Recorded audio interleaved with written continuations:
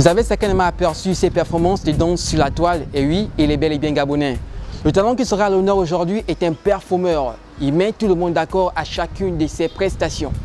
Connu à travers ses vidéos mirobolantes sur la toile, nous allons découvrir aujourd'hui qui se cache derrière cet artiste. Je vous prie de me suivre découvrir ensemble le jeune talentueux Nesh Luembe, et c'est maintenant. Let's get it!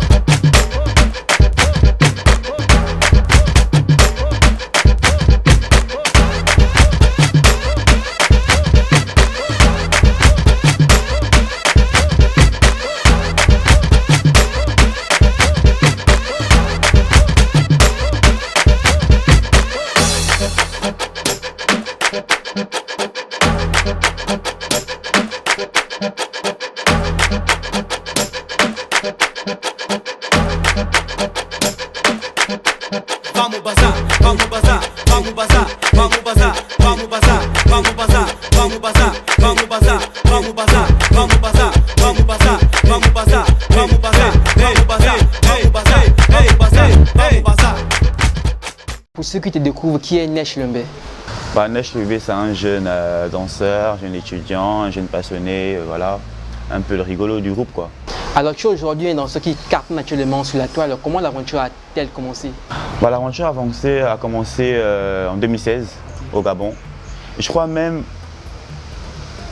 plus longtemps même, c'était en 2009 quand j'ai commencé à regarder des concerts de DJ Arafat. C'est là que j'ai eu l'intrigue que la danse m'intéressait vraiment. Mais je me suis jamais mis à fond à l'intérieur. C'est en 2016 que j'ai eu le déclic, que là je vais commencer à m'entraîner pour avoir un certain niveau. C'est là que l'aventure a commencé, c'est ici au Gabon, avec tous mes potos, tout ça que ça a commencé. Peux-tu nous raconter tes débuts dans la danse, comment ça s'est passé en fait? Les débuts, voilà. En fait les débuts, on va dire la danse, chez moi c'est familial. En fait on est né avec, c'est-à-dire qu'à chaque bonne année, on nous forçait à danser. Tous mes petits frères ont dansé ensemble, etc. C'est un peu comme ça que la danse est un peu apparue dans ma vie. Et après, au fur et à mesure que les années passent, je commence à avoir plus d'intrigue, plus la curiosité commençait à augmenter au fur et à mesure. Comme je l'ai dit, en 2009, j'ai connu Arafat, coupé décalé, c'est la première danse que j'ai commencé à danser. Et ensuite, en 2016, je me suis vraiment mis à l'intérieur. Voilà, mais tout le départ, c'est de mon oncle. Et plus tard, j'ai compris que la danse, c'est un héritage de mon père, on va dire. Parce que mon père, je ne l'ai pas connu, vu qu'il est décédé en 2001, j'avais encore 1 an. C'est même après que j'ai appris que c'était un grand danseur, il dansait tout le temps. C'est un peu, on va dire, moi, mais à son époque.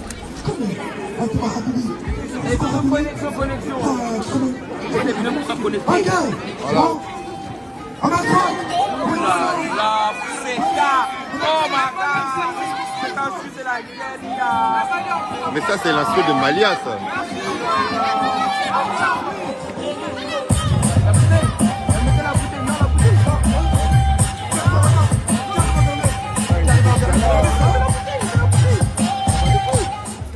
Allez gars, on l'a dit tout à l'heure, ceux qui arrivent en dernier, ils commencent.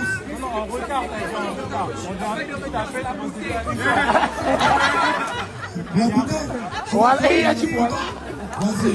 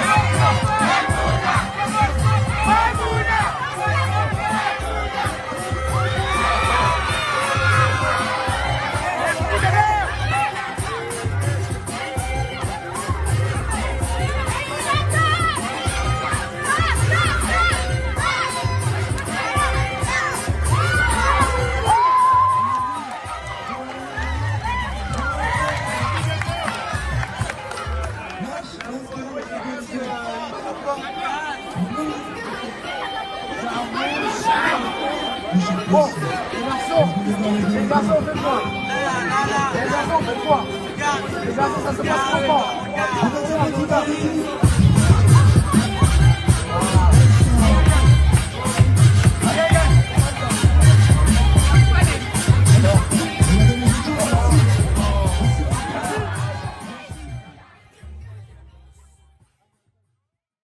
Alors tu es arrivé en France en 2016, d'abord pour quelles raisons et comment l'aventure s'est-elle faite?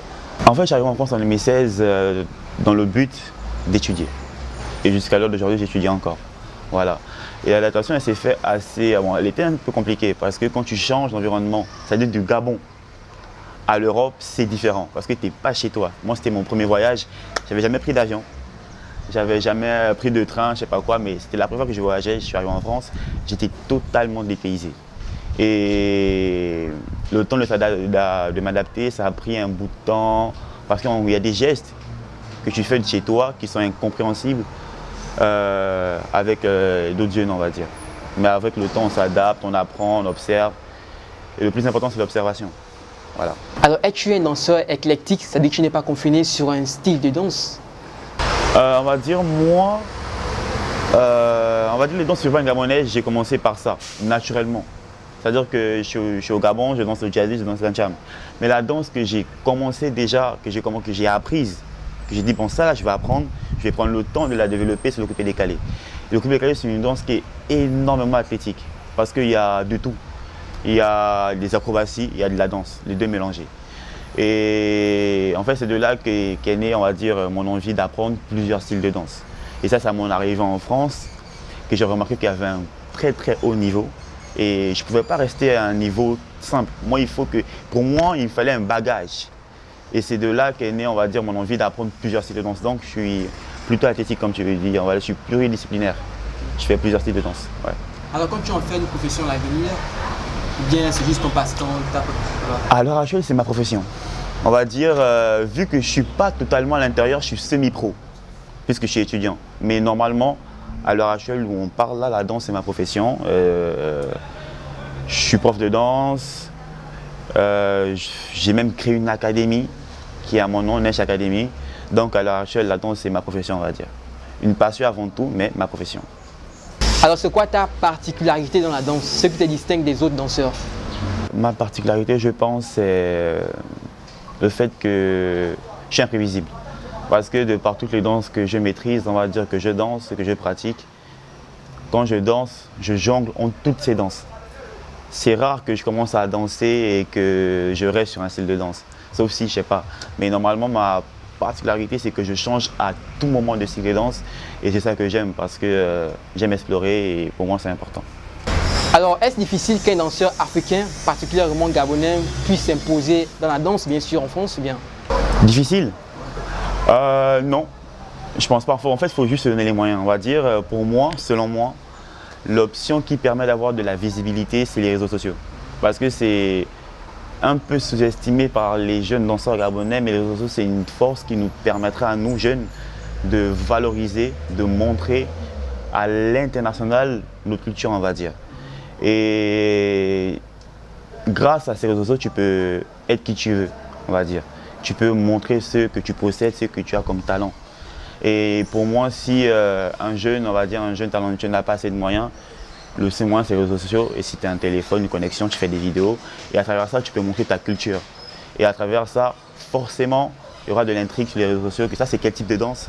Et plus tu en vois, plus ça génère, on va dire, un engouement autour de ce que tu proposes. Et à partir de là, tu pourras, on va dire, imposer, on va dire, ton style, ta culture en Europe.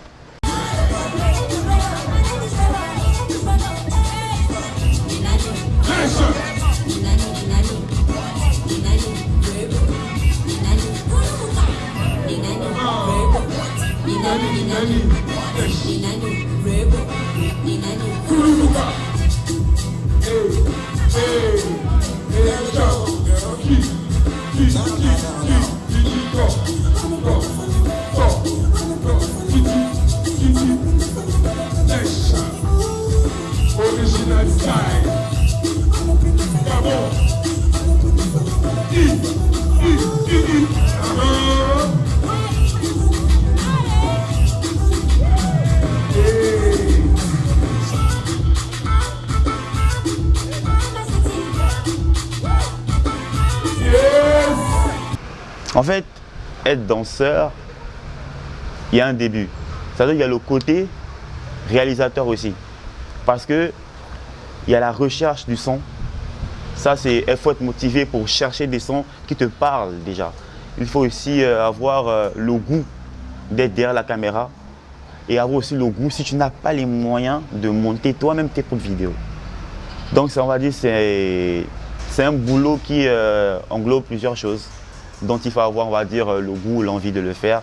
C'est pour ça que je parle de se donner les moyens. C'est de se prendre le temps. Par exemple, tu harcèles ton frère ou ta soeur pour te filmer. Toi-même, tu fais tes montages. Tu trouves un moyen d'avoir de la connexion pour te connecter, pour poster ta vidéo. C'est un peu de ça dont il s'agit. Se donner les moyens. C'est moi-même. Et comment ça se passe? En fait, de nos jours, on a les iPhones. Les iPhones ont la possibilité de filmer en 4K. Bon, j'avoue que c'est possible, tout le monde qui a la possibilité, mais si tu l'as, c'est tant mieux. Tu filmes ta vidéo ou ta soeur elle te filme. Ou bien si tu as une équipe, si tu es plus avancé, on te filme avec un stabilisateur ou même à la main. Et après, tu télécharges des applications telles que... Au tout début, à l'ancienne, c'était Viva Vidéo. Après, il y a iMovie, il y a InShot, il y a plusieurs applications qui te permettent de juste poser le son sur ta vidéo et de la poster. C'est un peu comme ça. Quelles sont les compétitions auxquelles tu as eu à participer en France? J'ai participé à beaucoup de compétitions. Mais à mon arrivée en France, vu que j'arrive en 2016, j'ai pris le temps d'apprendre. J'ai pris 2 ans d'entraînement. Inconsciemment, je m'entraînais c'est par passion, on va dire. Et je me suis présenté en 2019. Parce que la première année, on va dire, de 2016 à 2017, c'était un peu l'observation. C'était un peu, on va dire, trouver mes repères, trouver c'est qui les danseurs, trouver c'est où qu'on s'entraîne, c'est qui les danseurs. Et à partir de 2017, je me suis commencé à entraîner, j'ai trouvé mon groupe de danse. Et c'est en 2019 que je me suis présenté en duo avec un danseur à moi. Pas un danseur à moi, mais un frère à moi qui est dans mon groupe de danse qui s'appelle Wizlex. Voilà, on a participé à la Afro Dance Battle, on va dire. C'est l'une des plus grandes battles organisées en France. Même c'est des grands battles européens aussi. Parce qu'il y a plusieurs danseurs qui reviennent d'ailleurs, Londres, Italie, tout ça. Et on a gagné en 2019.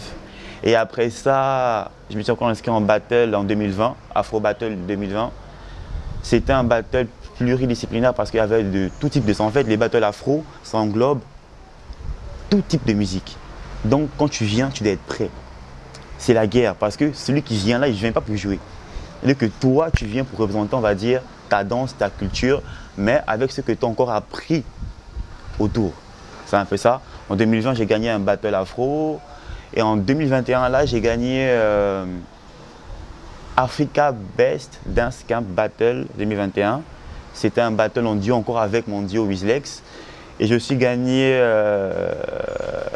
Session To Style en 2019. En fait, Session To Style, c'était un battle par catégorie. La catégorie où je me suis inscrit, c'était Afro, mais Seven to Smoke. Un Seven to Smoke, c'est un battle où il y a peut-être 10 danseurs ou 7 danseurs. Ils sont alignés, mais il y a un qui est face à eux. Le but, c'est que tu danses et que tu gagnes un maximum de points. Par exemple, là, lui, il vient, tu danses. Si tu as gagné, tu as un point, il part, t'enchaînes, il part. Celui qui a le plus de points, il gagne. Ça, c'est un peu ça, l'une de mes meilleures expériences, on va dire. Donc, en gros, j'ai gagné 4 battles.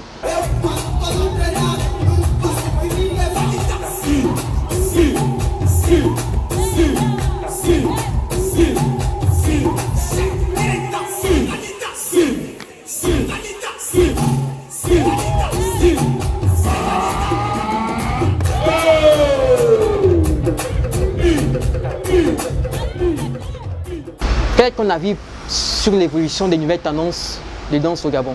Franchement, comparé à avant, moi je trouve ça très bien. Parce que avant, on va dire le Gabon c'est un pays qui est plutôt fermé. Qui garde sa culture pour elle. Pas forcément pour la cacher, mais naturellement quoi. Le danseur gabonais c'est un danseur qui danse pour s'amuser, la vibe, l'envie. De temps en temps quand il prend un verre, voilà, avec ses potes, il danse on va dire. Et le fait que les jeunes Gabonais, on va dire, ont commencé, d'ailleurs comme moi, à poster des vidéos sur Internet, ça permet de montrer un peu sur les réseaux sociaux, YouTube, Facebook, Instagram, un peu notre culture, notre danse à nous. Et ça ne fait qu'évoluer. Et là, je remarque que la tendance actuellement, c'est que les jeunes danseurs gabonais ont une certaine intrigue pour les danses nigériennes, ivoiriennes, des nouveaux steps qui parlent. Et pour moi, on va dire que c'est une ouverture d'esprit qui fait toujours du bien à de la danse. Quels sont tes rapports avec les danseurs vivant là-bas? Ils sont plutôt normaux. C'est, on va dire, moi, j'ai mon groupe de danse. C'est avec qui je m'entraîne tout le temps. Mais en dehors de ce groupe de danse, la team Afro, on est une famille, on va dire. C'est-à-dire que quand il y a des événements, on se retrouve tous, l'événement se passe, mais après l'événement, on danse tous ensemble. Donc c'est-à-dire qu'il y a 2 jours comme ça, on peut mettre l'un d'entre nous en story, tel jour répète, on s'entraîne. Ceux qui ont vu, ils viennent, on s'entraîne. On va dire en fait l'Afro, c'est une communauté et c'est une famille, voilà. En dehors de ton groupe de prédilection, ceux avec qui, voilà, c'est ton groupe de danse, il y a encore une autre grande famille avec qui on s'entend très bien et voilà, c'est normal. Sauf quand c'est des battles. Parce qu'en battle, quand on arrive, c'est la guerre. Mais toujours avec l'esprit famille. Voilà, c'est un peu ça. Et des danseurs gabonais qui vont là-bas comme Dandy Crew, Lores, tu as entendu parler de Dandy Crew? Bien sûr. Est-ce quel est ton retour par rapport à ce que tu fais? Vous collaborez parfois ensemble bien? Malheureusement, on n'a pas encore eu la chance de collaborer ensemble parce qu'on est un peu, on n'est pas dans la même ville. Parce que moi, je suis plutôt vers Paris et j'ai remarqué qu'ils sont plus vers Bordeaux, Toulouse, tout ça. Et de loin, moi, je regarde ce qu'ils font, on va dire, notamment leur passage Incroyable Talent. C'est mémorable, quoi, parce que c'est des vidéos qui restent sur Internet. Et même, je vois des jeunes, d'ailleurs, qui dansent ici, mais qui regardent ces vidéos-là pour essayer de reproduire ce qu'ils font. C'est un peu ça. Donc, si ça permet d'inspirer la jeunesse, moi, je dis bravo. Il y a des danseurs gabonais qui vivent là-bas, notamment dans du coup. Quels sont tes rapports avec eux? Malheureusement, on n'a pas encore eu la chance de collaborer ensemble parce qu'on est un peu, on n'est pas dans la même ville. Parce que moi, je suis plutôt vers Paris et j'ai remarqué qu'ils sont plus vers Bordeaux, Toulouse, tout ça. Et de loin, moi, je regarde ce qu'ils font, on va dire, notamment leur passage Incroyable Talent. C'est mémorable, quoi, parce que c'est des vidéos qui restent sur Internet. Et même, je vois des jeunes, d'ailleurs, qui dansent ici, mais qui regardent ces vidéos-là pour essayer de reproduire ce qu'ils font. C'est un peu ça. Donc, si ça permet d'inspirer la jeunesse, moi, je dis bravo. La team Afro, on est une famille, on va dire. C'est-à-dire que quand il y a des événements, on se retrouve tous, l'événement se passe, mais après l'événement, on danse tous ensemble. Donc, c'est-à-dire qu'il y a 2 jours comme ça, on peut mettre l'un d'entre nous en story, tel jour répète, on s'entraîne. Ceux qui ont vu, ils viennent, on s'entraîne. On va dire, en fait, l'Afro, c'est une communauté et c'est une famille, voilà. En dehors de ton groupe de prédilection, ceux avec qui, voilà, c'est ton groupe de danse, il y a encore une autre grande famille avec qui on s'entend très bien et voilà, c'est normal. Sauf quand c'est des battles. Parce qu'en battle, quand on arrive, c'est la guerre. Mais toujours avec l'esprit famille, voilà. Alors, parle-nous du concept Blue Channel, de quoi ça veut-il? Blue Channel, en fait, c'est un délire qui existe depuis longtemps, on va dire. C'est-à-dire que quand j'écoute un son, même avant de danser, je suis toujours en mouvement de rein. En fait, c'est pas un truc que j'ai travaillé, que j'ai mis en place, non, c'est un délire qui était toujours présent, même avec mon équipe en danse, parce que j'ai un groupe qui s'appelle La Renaissance, et ça a toujours existé entre nous, on va dire. Et un jour, je rentrais chez moi, il était 22 h, je marchais, et à l'arrêt du métro, quand je suis sorti, il n'y avait personne. Et j'écoutais un son qui me taraudait dans la tête. Le son, c'est un son d'un DJ angolais. Et comme d'habitude, danseur parisien, quand on danse, quand on s'entraîne, on pose toujours le téléphone par terre et on danse, on regarde ce qu'on fait après. Du coup, moi, j'ai vu qu'il y avait l'escalator. Pourquoi pas? Et je pose mon téléphone et je monte en dansant. Coup de rein.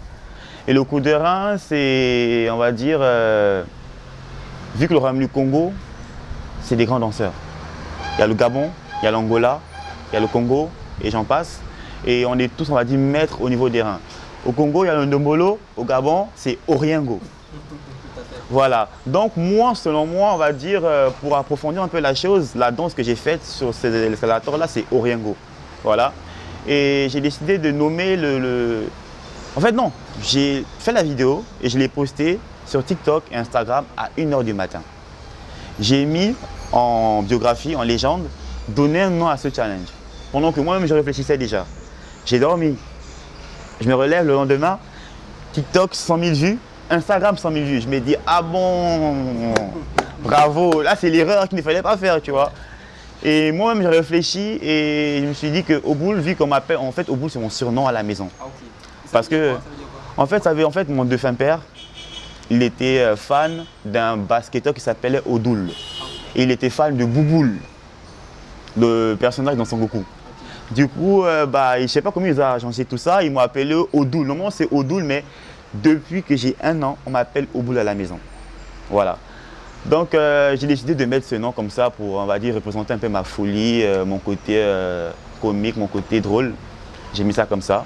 En fait, tout le monde préfère ça plus au mouvement des fesses, des hanches, du boule. Non, mais c'est mon prénom, mon surnom à la maison. Et c'est un peu de là qu'est parti le challenge. Et je pense que c'est un peu à cause de cette histoire-là, qui date de mon père, qui a suscité, on va dire, cette petite réussite. Alors comment ta famille perçoit ce que tu fais? On va dire, vu que la danse est toujours ancrée, ça a toujours été dans la famille. Ma grand-mère, elle dansait. Vous connaissez ça si vous connaissez Kunabeli? Oui. C'était les danseuses de Kunabeli. Mes oncles, ils ont dansé, on vivait à Québec, c'était de grands danseurs à Québec, tout ça, des compétitions, des prestations. Voilà, à mon tour, j'ai pris aussi. Mais sauf que le problème, c'est que la danse, elle est un peu mal vue par nos parents au Gabon parce qu'il n'y a pas forcément un retour assez conséquent au niveau financier. Et la priorité, ça a toujours été l'école. Donc, pour ne pas avoir, selon mes parents, pour ne pas avoir de distraction, il a toujours été préférable que je ne danse pas. Mais, ça a toujours été plus fort que moi. Dans un premier temps, j'apprécie énormément ce que Nesh Lwembe fait parce qu'il valorise d'abord le pays où il a grandi et qu'il a vu naître. Et ensuite, il est en quelque sorte une figure. Il est une figure, une icône. Il montre l'exemple aux jeunes Gabonais pour leur faire comprendre que par le travail, on peut faire beaucoup de choses. Ah, c'est super. Déjà, la danse, c'est quelque chose qu'il aime beaucoup. Et puis, ça fait plaisir de voir comment il s'amuse parce qu'il fait ça vraiment avec le cœur. Ça fait plaisir de voir qu'il s'amuse en faisant ça. Il danse beaucoup, il aime ça. De continuer comme ça, parce que ça nous aide beaucoup. Ça aide plusieurs personnes. Pas moi en particulier, il y a d'autres personnes qui profitent aussi de ce qu'il fait pour changer certaines facettes de leur vie. Il y a des jeunes aujourd'hui qui aiment vraiment la danse et avoir une personne qui peut les pousser dans ça, quoi. C'est merveilleux, c'est bien. Voilà.